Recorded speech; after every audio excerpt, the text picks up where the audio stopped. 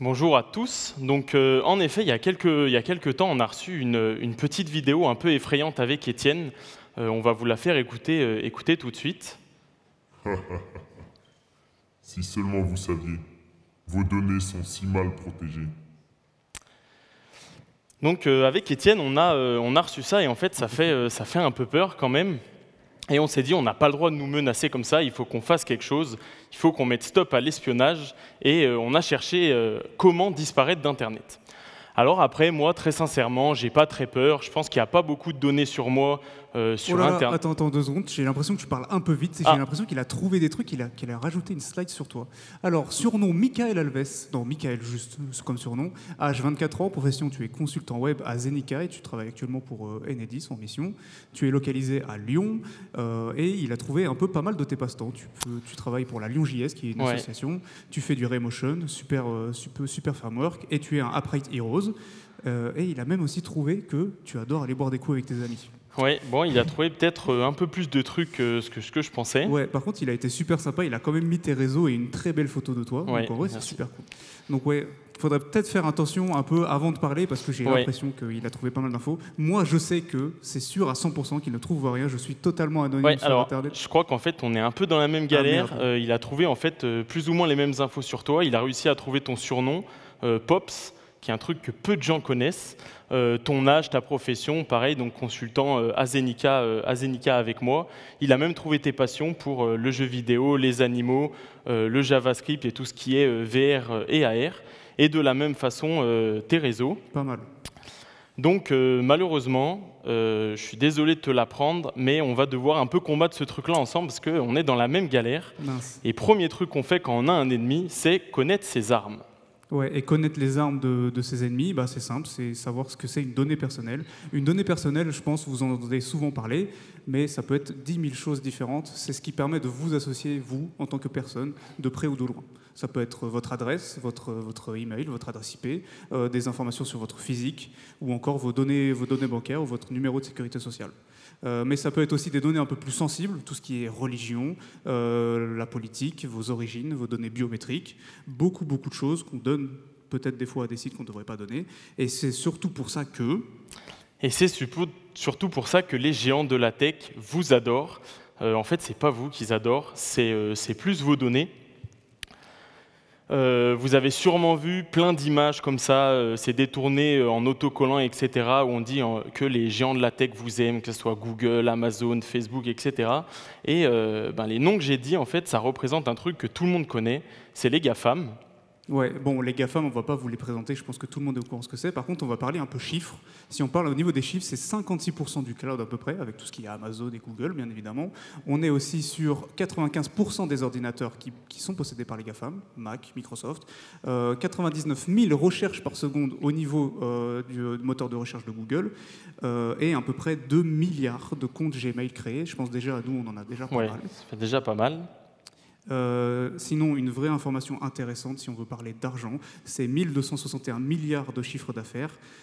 C'est à peu près jamais ce que j'aurai sur mon compte. Ou, si vous voulez une vraie info, c'est le PIB de l'Espagne. Ça fait quand même pas mal d'argent qui est brassé avec toutes ces données. Ouais, c'est un sacré chiffre d'affaires, mais logiquement, tout ça devrait être protégé, du coup. Eh bien, en fait, pas tant que ça. On en a un peu parlé à la keynote de ce matin quand on parlait de Microsoft, etc. Mais nous, on a trouvé aussi d'autres cas où les données personnelles des utilisateurs ont été un peu mis en danger. Donc, premier exemple avec Aadhaar en 2018. Donc, Aadhaar, c'est le système biométrique en Inde. Et ils ont vu 130 millions de données de citoyens qui ont été libérées dans la nature aux yeux de tous. On a la même chose avec Google en 2018, pareil, 52 millions d'utilisateurs qui ont eu leurs données qui ont fuité. Ensuite, on a la même chose avec Facebook et des mots de passe. Et tout ça, on a ça pour absolument tous les services que vous utilisez. C'est quand même assez rare qu'ils passent à travers, donc Twitch, LinkedIn, Yahoo. On a trouvé un peu des fuites de données sur tout. C'est ça. Et on a aussi retrouvé des chiffres parce qu'on adore les statistiques. Faites attention à vos données parce qu'en termes d'attaque de hackers, c'est quand même beaucoup. En termes de chiffres de comptes fluctués dans le monde, on est à 950 millions de comptes. C'est à peu près 1 milliard d'adresses, et pas des adresses IP, vraiment des adresses genre chez vous, qui ont été exploitées. Si on fait ça au niveau de la France, c'est 22 millions d'attaques qui ont été recensées chez nous, ce qui fait à peu près en termes de statistiques, 1 personne sur 5. Donc là, vu le nombre de personnes qu'il y a dans l'amphi, vous êtes peut-être visé, vous avez peut-être perdu vos données un jour, je suis désolé pour vous. Et vous ne le savez peut-être pas, c'est ça le pire. Mais on est là pour ça, on est là pour vous aider. La petite info super sympa, il faudra à peu près 5 ans si on continue avec ce nombre d'attaques pour leaker tout Internet, sachant qu'on a commencé le talk il y a genre 1 an à peu près, il nous reste 4 ans. Donc peut-être que dans 4 ans, on aura d'autres choses à parler. Et en fait, surtout en ce moment, désolé pour le mauvais jeu de mots, mais en ce moment, pour certains hackers, c'était la fête du slip, parce que la marque de souvènement, le slip français, a eu plus de 1,5 million d'infos qui ont été leakées sur les utilisateurs. Donc ça passe par l'adresse mail, le mot de passe, votre taille de sous-vêtements, votre numéro de téléphone, toutes les commandes que vous avez faites. Donc ça fait quand même pas mal de choses. Et souvent, vous pouvez voir ça sur les réseaux sociaux, pas mal d'affaires où ça se passe de la même façon. Ah. Je sais bien plus de choses que ce que vous pensez. Je sais vos moindres déplacements, les appareils que vous utilisez, les recherches que vous faites, ce que vous adorez dans la vie, et même vos endroits préférés. Je sais tout. Je crois qu'on s'est fait piquer une slide, normalement c'était pas censé. Ouais, mais il faut croire que si, pourtant nous on se sentait quand même un peu protégés parce qu'à la base, avec Étienne, on travaille dans l'informatique, on est un peu des geeks, du coup on ne voyait pas comment nos données pouvaient être récupérées, mais faut croire que si. Ouais, du coup, c'est ça la vraie question, d'où proviennent les données qu'il a récupérées? Yes. Et du coup, en fait, on s'y est un peu intéressé et on s'est concentré sur un service d'une grande entreprise qui est Google et on s'est focalisé sur Google Takeout. Est-ce que des gens dans la salle connaissent Google Takeout? Ok. Pas beaucoup. Et Google Takeout, qu'est-ce que c'est? C'est un service de Google en fait qui vous permet de récupérer toutes les données que Google a sur vous. Donc, à quoi ça ressemble? Vous allez sur le site, vous avez une interface où vous pouvez du coup cocher les différents services de Google dont vous voulez récupérer les données. Et après ça, Google en fait va vous envoyer, soit par un zip, soit vous mettre ça sur Google Drive, de votre export de données avec tout ce que Google a sur vous. Attention, généralement, quand on fait ça, il y a un grand truc rouge qui s'affiche qui dit « Faites attention à vos données, ne mettez pas ça en ligne ». Bien évidemment, c'est ce que l'on n'a pas fait avec Étienne, vu que 30 minutes après, on avait push ça sur GitHub pour ce talk. Mais on a quand même regardé un peu plus en détail et on s'est servi de ces données-là pour faire une petite application qu'on vous montrera après. Exactement. Là, ce qui est intéressant, c'est de savoir qu'est-ce qu'on a récupéré de nos 2 comptes. Yes. Donc là, on a récupéré à peu près 6 gigas de fichiers, de dossiers à peu près. Donc sur nos 2 comptes à nous, c'est à peu près 9 ans d'historique de données, sachant que c'est seulement Google. C'est à peu près 46 services chez eux, ce qui fait environ 14 000 fichiers, sachant que les fichiers, ce n'est pas des fichiers simples JSON, on a un peu de tout, CSV, texte, HTML. On se fait super plaisir chez Google. Ouais, et comme vous en doutez, avec tous ces formats de fichiers, c'était un vrai plaisir de tous les traiter. Absolument pas, c'était un vrai enfer. Il faut bien se dire que toutes ces données-là qu'on a récupérées, c'est seulement avec un compte chacun. Donc si vous avez en plus de ça des comptes pro, etc., ça fait encore plus de données. C'est ça, et en plus, c'est vraiment pas beaucoup parce que normalement, en termes de statistiques, on peut générer à peu près 2 Tera de données personnelles, juste rien qu'à vous, sur tout l'ensemble d'Internet en une année. Donc voilà, 6 gigas, on est plutôt pas mal. Ouais. Le truc là qu'on peut se demander, c'est ça existe, Google existe, ils ont forcément fait un truc qui nous permet de voir ces données, qui nous permet de consulter ces données, non? Et en fait, ils ont fait une mini-application, mais qui vous permet juste de visualiser vos données de localisation. Donc ça s'appelle Google Timeline, et vous pouvez voir, vous sélectionnez une date.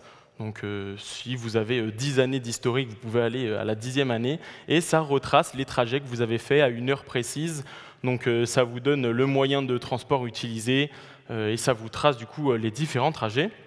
Du coup, vous allez vous dire, mais pourquoi vous vous êtes embêté à refaire une application, sachant qu'ils avaient déjà commencé? Pour plusieurs trucs. Première raison, c'est parce qu'on n'a pas forcément confiance en Google. Deuxièmement, c'est qu'avec Étienne, on aime bien se faire du mal en codant des trucs pas très beaux à voir. Et ensuite, il y en a, ils se sont bien amusés à recloner Shazam, donc pourquoi pas nous? C'était un petit banger, ouais. La question qu'on peut se poser, du coup, est-ce qu'on n'essaierait pas de se remémorer ce que le hacker nous a dit et un peu trouver comment on pourrait récupérer ces données côté Google? Le premier truc qu'il a énoncé, c'est qu'il a dit qu'il avait accès à tous nos déplacements, à tous les trajets qu'on faisait. Du coup, je crois que tu as cherché un peu dans les fichiers qu'on a récupérés. Ouais, on a récupéré les 6 gigas de données et on a vu que dans ces données, il y avait des fichiers JSON qui indiquaient l'historique des positions sur lesquelles on était. Donc vous pouvez voir des super fichiers JSON avec une localisation de départ, classique lat longue normale. On a une adresse et on a aussi un petit truc qui s'appelle location confidence. Il faut savoir que dans les données que Google nous envoie, il n'est jamais sûr de ce que vous faisiez. Donc là, il est sûr à 99% que vous étiez là, mais ça pourrait être un autre pourcentage, par exemple.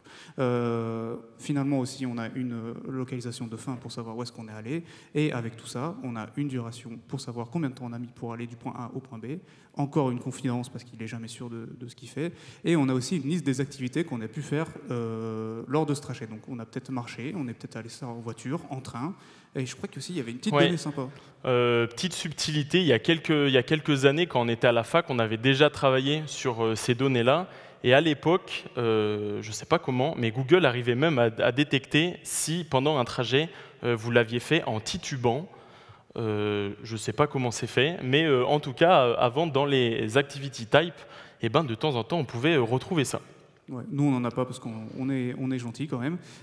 Et aussi, avec ces activités, il nous donne une liste des points qu'on a parcourus pour savoir exactement le trajet qu'on a fait, savoir par quelle rue on est passé, si on a pris l'autoroute, etc., avec la distance. Donc là, on a plein d'informations, super simple, c'est du JSON, on fait du front, on sait parser du JSON, hop, on met ça sur une application, et là, on voit un Et beau du coup, trajet. là, vous allez dire, on a juste récupéré plus ou moins l'application que Google avait fait. En soi, pour ces données-là, c'est vrai. Donc, on voit les différents trajets. Donc là, il faut croire que ce jour-là, nous deux étaient allés au Portugal. Et ensuite, on a vraiment le détail de tous les trajets qu'on a fait, combien de temps ils ont duré, le moyen de transport qu'on a utilisé. Ça fait des rapprochements entre les localisations et certaines adresses qui sont soit directement inscrites dans les annuaires Google, soit sinon même inscrites dans vos adresses à vous, dans vos favoris ou dans vos contacts. Et on a mis un autre exemple avec un trajet un peu plus proche sur l'application qu'on a fait, où du coup on a été vachement impressionné de la précision des trajets, même sur les moyens utilisés, sur les heures de départ, etc. Ça marche super bien. Donc on s'est dit, on creuse un peu plus. Ouais, on s'est dit on creuse un peu plus parce que je crois qu'il nous a aussi parlé des services qu'on avait utilisés. Tu as fait un truc là-dessus, Ouais. je crois. Sur les services qu'on a utilisés, vous avez accès à un dossier qui s'appelle Services et Journal d'accès, où du coup on va avoir répertorié dans un nouveau format de fichier, bien évidemment, dans un super CSV, un peu tous les appareils que vous avez utilisés et ceux que vous avez utilisés pour les différents services de Google. Donc pareil, on a parsé tout ça. Et on a mis ça dans une petite application. Donc on a le nombre d'utilisations selon nos adresses IP. Ça ne sert à rien de les garder, ce n'est pas les bonnes. Et pareil, on a le nombre d'utilisations par jour. Donc ça, il faut bien se dire que c'est sur les 9 ans de données qu'on a récupérées. Jour par jour, on a exactement ces données-là. Donc on a les différents services qu'on a utilisés, donc les services de Google, YouTube, Gmail, la partie shopping, etc.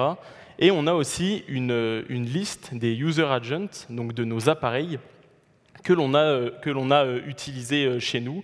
Donc là, ça devait être les données d'Étienne avec son téléphone, sa montre, et vous allez pouvoir retrouver ici tout ce qui est connecté avec votre compte Google, donc tout ce qui est assistants vocaux, etc. Tout va se retrouver ici.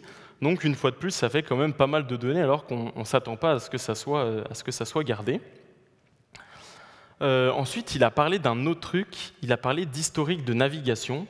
Après, moi, je supprime ultra souvent mon historique sur mon navigateur, donc en vrai, je ne sais pas si c'est grave. En vrai, déjà, c'est un super bon réflexe de faire ça, mais Google garde votre historique, hein, littéralement. Vous supprimez côté client, mais côté serveur, eux, ils ont accès à tout. Donc justement, on a pu retrouver ce genre de données dans les fichiers qu'on a téléchargés. Encore un super beau JSON. Donc là, on voit le titre avec l'URL, un client ID, et un truc super intéressant. Tout à l'heure, on avait des timestamps classique, un format normal. Là, maintenant, on a des time USEC. Donc, si quelqu'un arrive là pendant la conf à nous dire exactement la date et l'heure de ce time USEC-là, venez nous voir après, on a peut-être un truc pour vous. On n'a rien à gagner. Bon. Venez nous voir après quand même, c'est toujours intéressant. Petit indice, c'est en microsecondes. Voilà, tout simplement. Avec tout ça, on arrive à avoir une belle application, encore une fois, où, là, encore une fois, juste pour un seul jour, on arrive à voir le nombre de sites que j'ai visités, par exemple, ce jour-là, et on peut voir que je commence à utiliser mon compte perso à 19h. Bon, j'ai plein de collègues ici de Zenica, mais mon client n'est pas dans la salle, il est à Lyon, donc ça va. On peut voir quand même que je commence à utiliser mon compte perso à 19h, donc c'est plutôt pas mal. C'est que tu bosses, c'est déjà pas mal. Ouais, heureusement. Et aussi, on peut voir un truc super intéressant, c'est les sites les plus visités. Donc là, on peut voir que j'adore ouvrir des onglets. Je fais que ça de la journée, que ça de la soirée plutôt. Mais on peut voir aussi d'autres choses, hein, Messenger, boîte de réception, plutôt pas mal de trucs. Et ça, du coup, comme on a dit, c'est bien évidemment sur les 9 années. On avait 9 ans d'historique de recherche. Donc ça fait plutôt pas mal. Ensuite de ça, je crois qu'il a parlé d'un autre truc, c'est les points d'intérêt, donc les différentes localisations où on préfère aller. Ouais, sur les points d'intérêt, pareil, là on a récupéré des JSON, si je ne dis pas de bêtises aussi, voilà, où on a la liste des endroits qu'on a visités, toujours, hein, c'est très classique comme format. Là par contre, on a une petite adresse, ça me dit un truc, c'est un truc au Portugal. Ça vous pouvez noter, si un jour vous allez au Portugal, petit tips, super boulangerie. C'est très très bon, j'y suis déjà allé. Encore une fois, on retrouve la localisation confidence. On a une durée en timestamp. Ils ne nous ont pas mis de time USEC, donc c'est super. Et on a aussi une liste des autres candidats où Michael est potentiellement allé. Donc là, il nous dit que ça se trouve, il n'est pas allé à la bibliothèque, il n'est pas allé à la boulangerie, pardon, il est peut-être allé à la bibliothèque. Bon, spoiler, j'étais à la boulangerie, hein, c'est bien ce que je me disais. Mais en tout cas, ça met les autres probabilités du coup des lieux qui sont à proximité. Donc ça va quand même assez loin.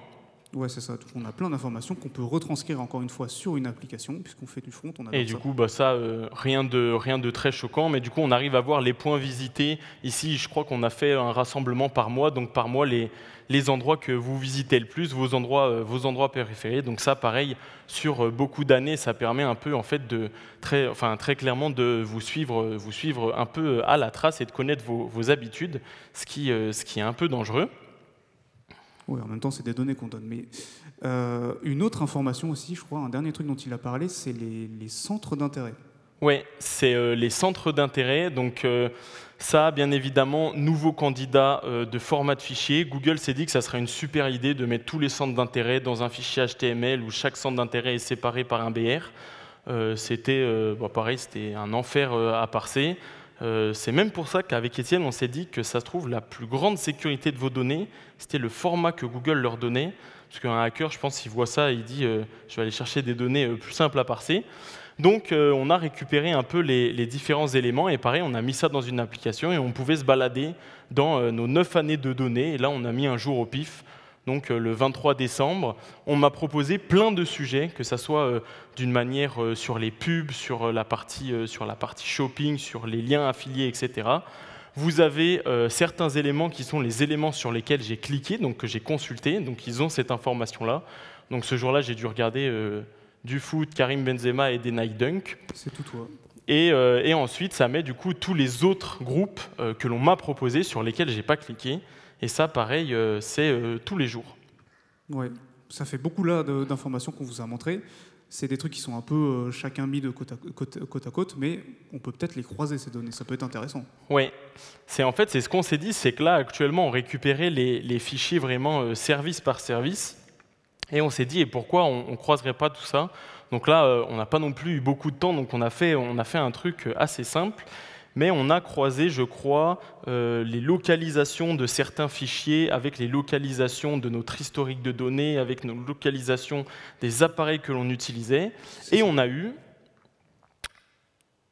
du coup ces différentes activités. Donc là, on peut voir qu'à cette adresse, généralement, on consultait ces sites-là les plus visités, donc Facebook, etc. L'appareil que vous utilisez le plus, les services que vous consultez le plus. Donc, juste en faisant des petites données croisées entre 3 fichiers JSON, on se retrouve quand même à savoir un peu plus de choses sur vos habitudes. Donc ça aussi, c'est peut-être pas normal.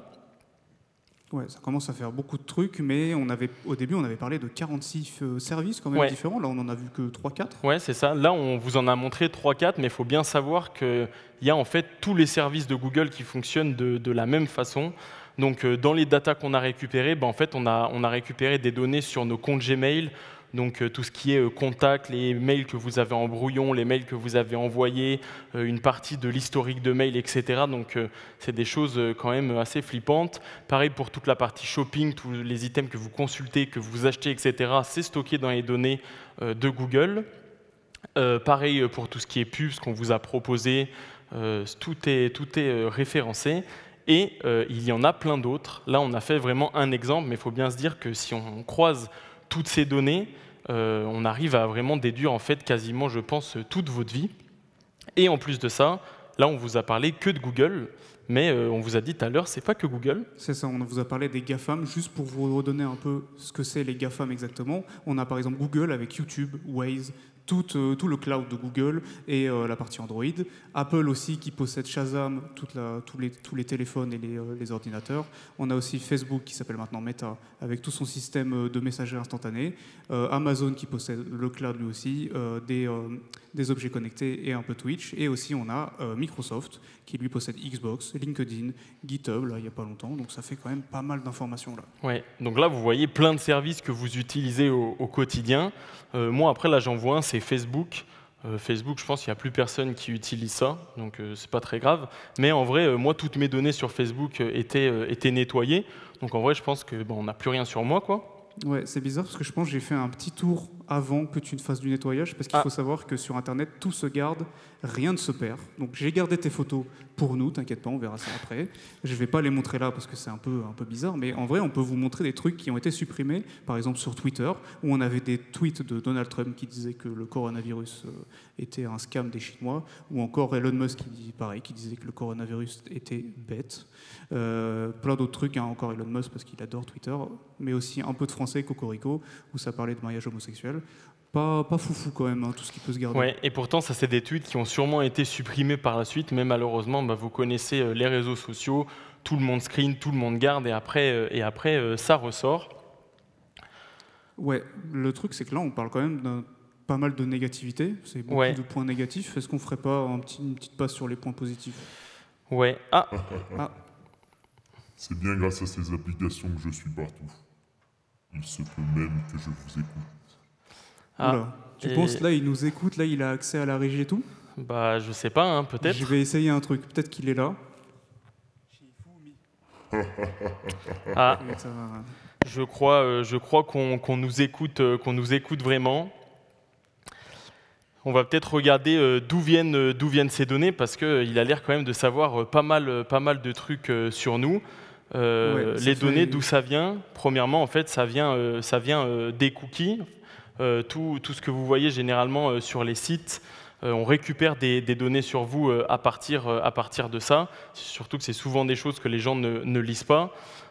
Ensuite de ça, les traceurs. On a les trackers qui sont aussi dans les cookies. C'est plein de trucs. C'est un peu des third parties que vous pouvez récupérer quand vous acceptez les cookies, qui peuvent vous traquer. Ou alors c'est aussi sur vos téléphones, hein. Imaginons par exemple que vous avez joué à Pokémon Go à l'époque. Plein de trackers dans Pokémon Go, on sait toujours où vous êtes, ce que vous faites, etc. Donc il faut faire très attention à ces trucs-là. Les trackers et les cookies, on peut aussi les récupérer avec du fingerprinting. Ça permet un peu de taguer vos machines, on va dire, entre guillemets, où on récupère le numéro de version de votre navigateur, le nom de votre navigateur, un peu d'ATSIP, un peu de plein de trucs comme ça qui permettent de rendre des identifiants uniques. Et aussi un dernier truc, je ne sais pas si vous l'avez vu, mais peu de gens le voient, c'est les spy pixels. Les spy pixels, imaginons vous ouvrez un email, un scam que vous recevez par exemple sur votre boîte perso. Il se peut qu'à la fin, il y a peut-être une petite image, c'est un pixel blanc que vous ne verrez pas. Et en fait, ça va permettre au navigateur de faire une requête vers l'URL. Il va pouvoir récupérer vos informations, vous renvoyer une image blanche, et puis comme ça, hop, il a tout ce qu'il veut sur vous. Donc ça, c'est bien évidemment plein d'éléments qui permettent de récupérer des données. Et en fait, il y en a plein d'autres. Et tout ça, c'est utilisé pour plein de choses. Premièrement, c'est utilisé pour la personnalisation de contenu. Donc là, on a mis un exemple, c'est la playlist d'Étienne. Voilà, ça permet de vous mettre en suggestion des titres selon ce que vous avez l'habitude d'écouter. De la même façon, pour tout ce qui est les pubs sur Instagram, etc., c'est aussi utilisé pour ça, savoir vous présenter les bonnes pubs. Donc là, déjà, on peut voir qu'avec Étienne, on n'est pas pareil. Moi, à gauche, j'ai envie de vacances. Étienne a envie d'un singe. Du coup, ça, c'est un peu différent. Et ça permet du coup de personnaliser tout le contenu sur les appareils que vous utilisez. C'est ça. Et tout ça, c'est utilisé pour l'argent. C'est aussi utilisé pour l'argent. Deux sortes de choses. Déjà, c'est que vos data, elles coûtent cher à la revente. Donc voilà, il y a des services du coup qui revendent vos données contre de l'argent. Et si c'est pas pour ça, il y en a, ils proposent des offres où du coup, si vous voulez pas qu'on garde vos données ou pas avoir de publicité, etc., vous devez payer. Donc ça donne pas mal d'argent. Ouais, c'est pas foufou. Prochaine étape. Est-ce que Vous ne le savez peut-être pas encore, mais c'est inévitable. Vous pouvez essayer de disparaître, mais je vous retrouverai toujours. Faut croire que c'est pas si simple de disparaître. Ouais, on se pose vraiment la question, est-ce que c'est possible de disparaître d'Internet? Et du coup, c'est pour ça que vous étiez là. Et la réponse est non. Merci beaucoup de nous avoir écoutés. Non, c'est pas vrai, c'est pas vrai. On va quand même vous donner quelques astuces pour devenir un vrai ninja du digital. Exactement. Première chose quand on veut devenir un ninja digital, c'est sécuriser vos données passées. Ouais, donc première chose, c'est connaître les données que ces différents services ont sur vous. Il faut savoir que tous les services qui ont des données sur vous, normalement, sont dans l'obligation de vous donner un moyen de récupérer ou de consulter, de consulter vos données. Donc là, on a mis un petit exemple, c'est des mails généralement que vous récupérez de Netflix, où vous avez possibilité de leur demander une récupération de vos datas, et tout ça, ça marche avec tous les services Google, Facebook, etc. Ensuite, ce qui est important, c'est de nettoyer ces données. Alors ça, malheureusement, c'est la partie qui est la plus compliquée. Il y a pas mal de services qui existent sur Internet, mais en fait, c'est des services qui sont payants. Donc en fait, si vous voulez vraiment avoir un scan de votre vie sur Internet et après pouvoir faire du nettoyage assez facilement, vous pouvez utiliser des outils comme Incogni ou Delete Me. Il n'y a aucun placement de produit, mais en gros, c'est des outils qui vont vous permettre de faire un scan, ça va vous donner un compte-rendu des différents données qui sont sur Internet, et vous allez avoir la possibilité, si vous le souhaitez, de lui demander de nettoyer vos données ou juste de consulter pour savoir est-ce que c'est grave ou est-ce que ça l'est pas.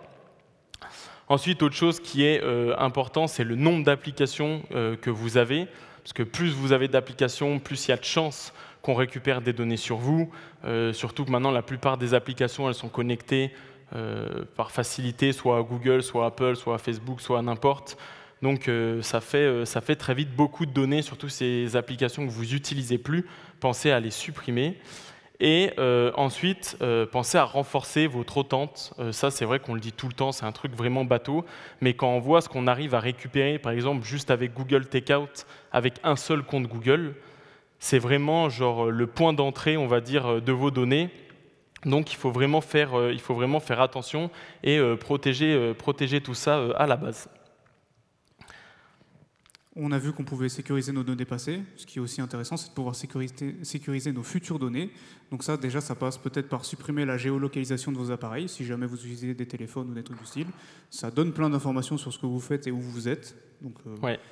Ça, généralement, c'est peut-être un truc qu'on fait aussi par facilité, mais quand vous utilisez des applications qui demandent votre géolocalisation, vous cliquez peut-être sur autoriser tout le temps. Il faut savoir que la plupart du temps, maintenant, sur vos appareils, que ce soit Apple ou Android, vous avez un choix intermédiaire où, du coup, vous pouvez demander à l'application de tracer votre localisation uniquement quand vous vous en servez.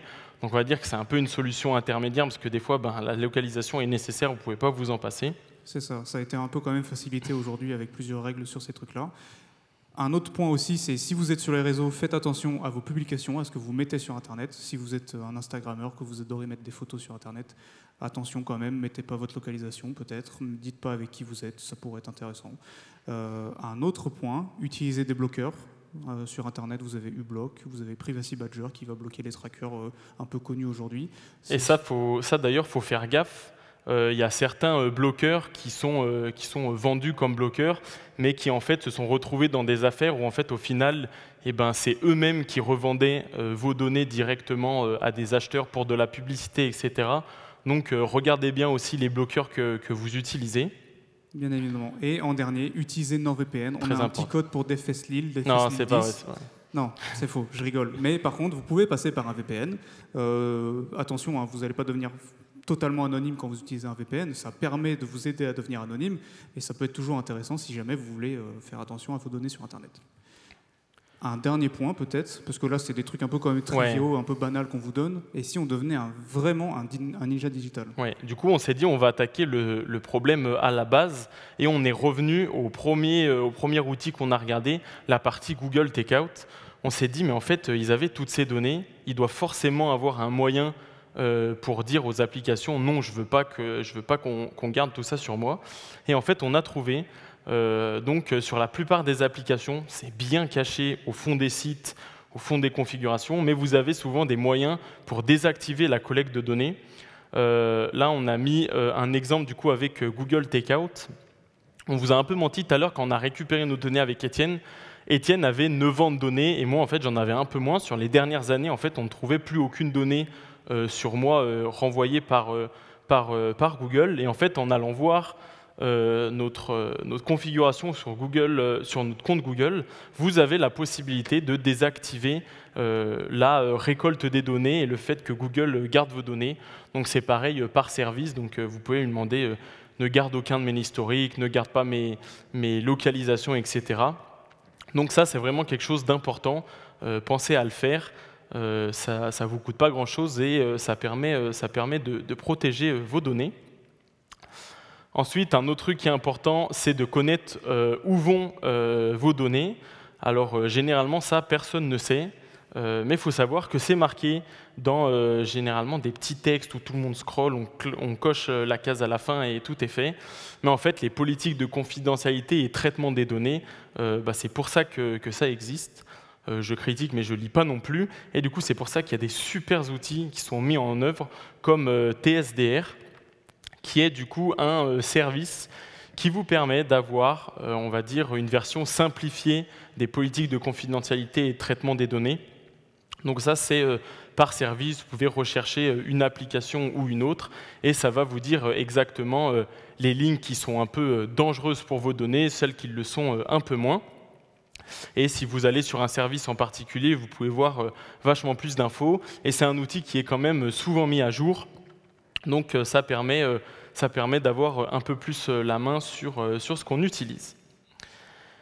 Une autre solution qu'on a trouvée aussi, que vous connaissez, c'est l'open source. Exactement, on peut se poser la question, Google c'est une super grosse entreprise, peut-être qu'on peut se diriger vers de l'open source. Et bien en vrai oui, il y a beaucoup d'applications qui font ça aujourd'hui. Si vous voulez de la messagerie instantanée à la place d'Instagram et tout, vous pouvez partir sur Telegram aussi, ou Element, Signal même, pardon, j'ai dit Telegram. Oui.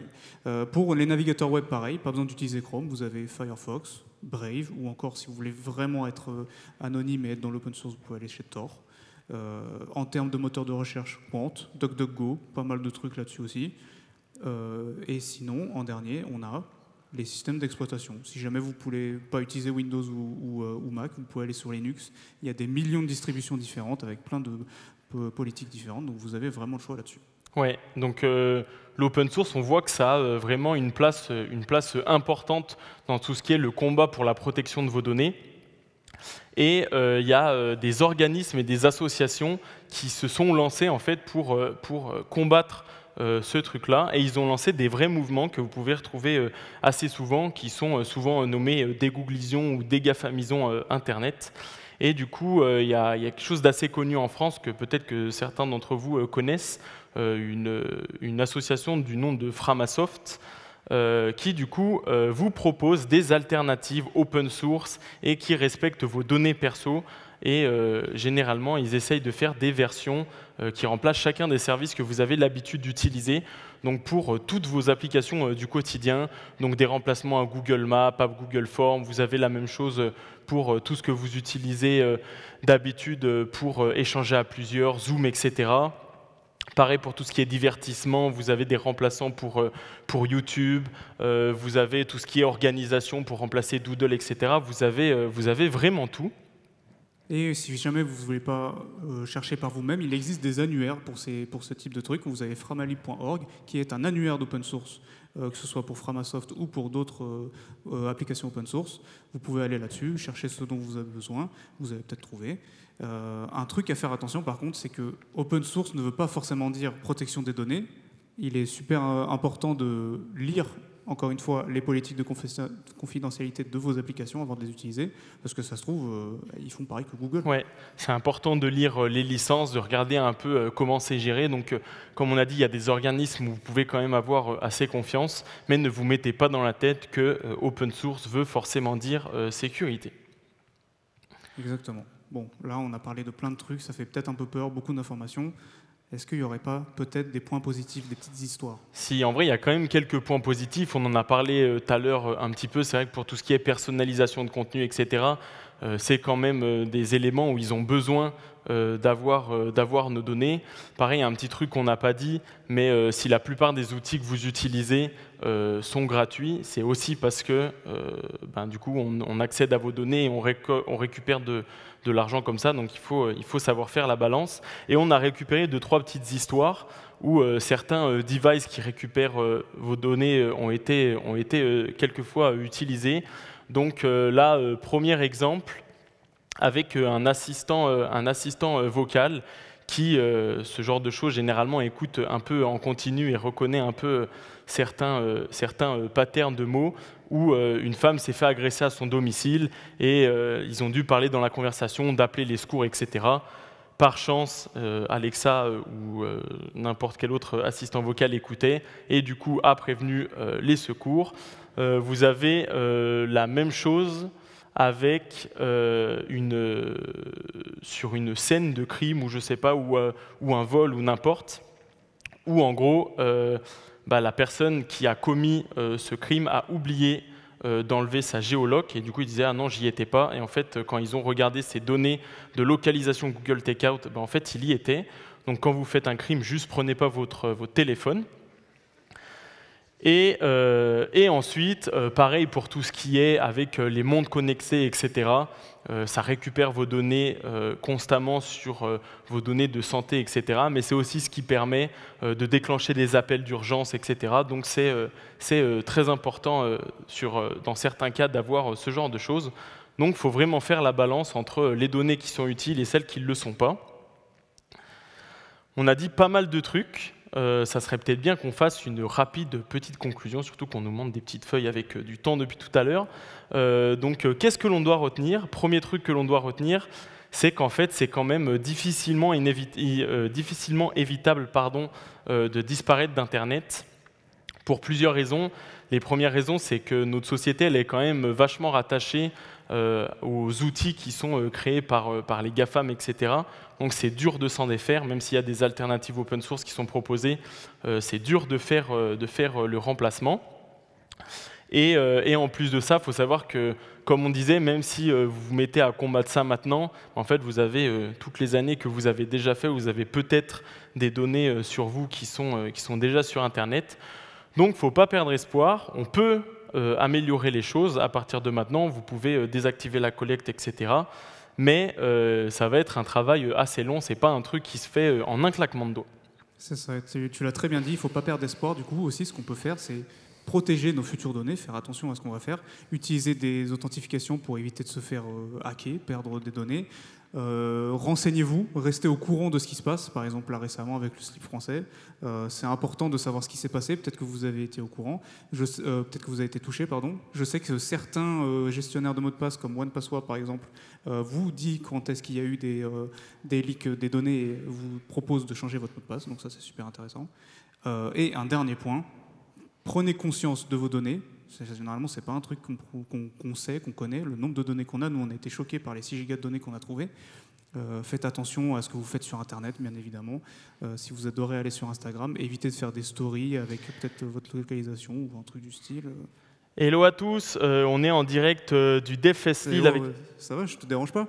Bon, lui, ça fait 1 heure qu'il parle, mais évitez de faire comme lui, s'il vous plaît.